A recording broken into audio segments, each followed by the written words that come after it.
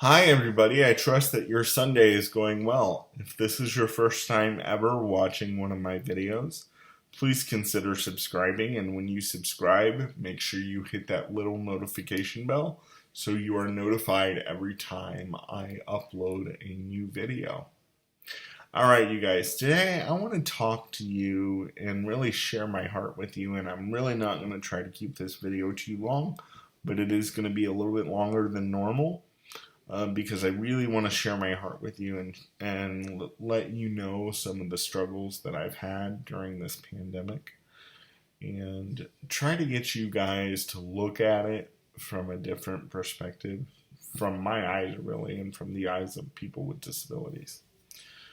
All right. So, when this whole thing started back in March and words were being thrown around like quarantine and lockdown and shut down and everything like that, and then it did happen, and it was 14 days to slow the spread, and then it turned into 4 weeks to slow the spread, and then it turned into 6 weeks to slow the spread, and then it turned into 3 months to slow the spread, and then it turned into 6 months, and then here we are today getting ready to close one of the most difficult years in modern history. And when this thing first started, a lot of people would say to me, I don't know how to handle this. I don't like being in my house this much. I've got to get out of my house. I can't stand it. And I would just look at them and say, welcome to my world. Because 10 years ago, before lockdowns or quarantines were even a thing like they are today, I was doing that. I was sitting in a room watching my life pass me by, wondering if I would ever be successful, wondering if I would ever live on my own, wondering if I would ever have my own money, have a job, any of that. Sat in a room for 10 years, had two mental breakdowns because of it. And so when people would come up to me, I'd say, been there, done that, bought the t-shirt. I've already been through this. And let me tell you guys, the visit from my old life hasn't been fun. And it hasn't been easy. I worry. I'm a worry ward anyway, so I'll start off with that. I worry about stuff that I shouldn't. I worry about stuff that I can't control. And I think a lot of that is in my family DNA because even though they don't want to admit it, there are a lot of people in my family who worry about stuff they can't control. So I think worry is a part of my DNA. But I will tell you, when the 3 weeks after this started, ladies and gentlemen, I emailed my executive director and I said, "Do you think I'm going to have to go back with my parents again?"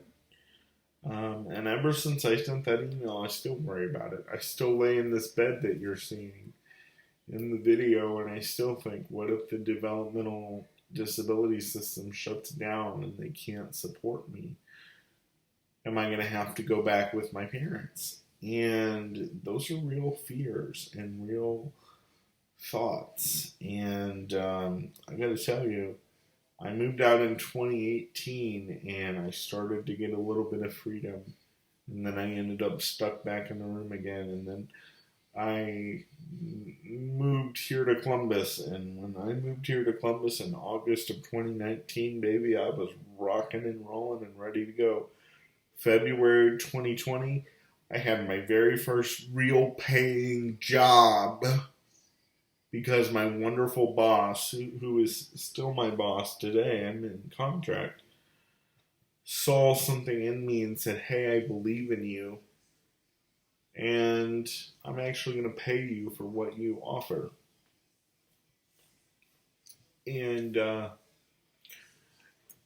shortly after I started that job, that was over because of the pandemic. So I came back here to this room. And I'm thinking, oh dear God, another room. When am I going to get out of this? Am I ever going to have my life back?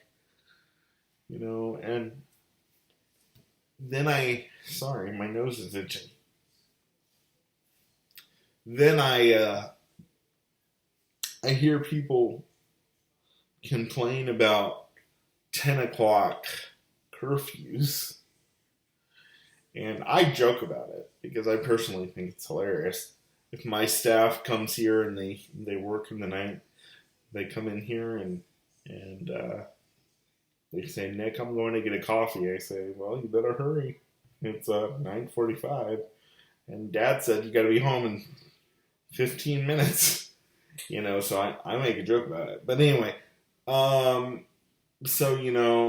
I hear people complain about a 10 o'clock curfew, and I'm like, are you serious? Just to make the people's lives easier that take care of me, I'm in bed by 7:30, sometimes earlier. Now, a lot of times, I'm tired of sitting in the chair, so I want to get in bed, earlier, like 5, 6 o'clock. But there have been many times in my life where I have not wanted to get in bed, but because it was easier for the person taking care of me, I got in bed. That's not to say I didn't go to sleep.